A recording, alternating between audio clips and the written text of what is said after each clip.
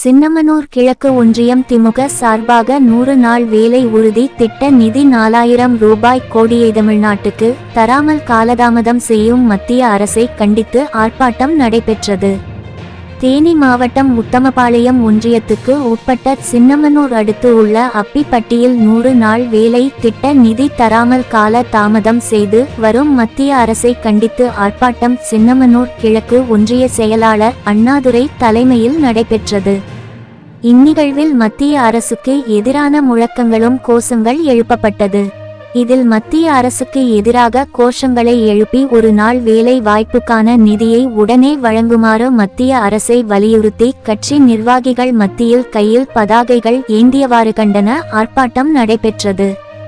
கொள்கை பரப்பு செயலாளர் பாண்டியன் முன்னிலையில் திமுக ஒன்றிய கிளை கழக நிர்வாகிகள் மற்றும் தொண்டர்கள் மகளிர் அணியினரும் ஆர்ப்பாட்டத்தில் ஈடுபட்டனர்.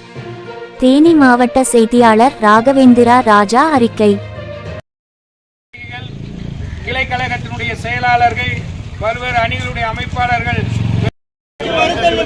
ஏழை மக்களுக்கு சம்பள பிடிப்பா, மோடியே மோடியே மோடியே மோடியே மோடியே மோடியே மோடியே அணிகளின் தாடியே கலந்து கொண்ட ஆர்ப்பாட்டங்களை சிறப்பித்த உங்கள் அனைவருக்கும் நன்றியை தெரிவித்து உரைய நாளை வாக்கியங்கள் மட்டும் திரும்ப சொல்லும்படி கேட்டுக்கொள்கிறேன். வக்கில்லையா வக்கில்லையா, எங்கள் சம்பளத்தை தர மோடிக்கு வக்கில்லையா, துன்புறுத்தாதே துன்புறுத்தாதே, ஏழை மக்களை துன்புறுத்தாதே, கொடுத்து விடு கொடுத்து விடு,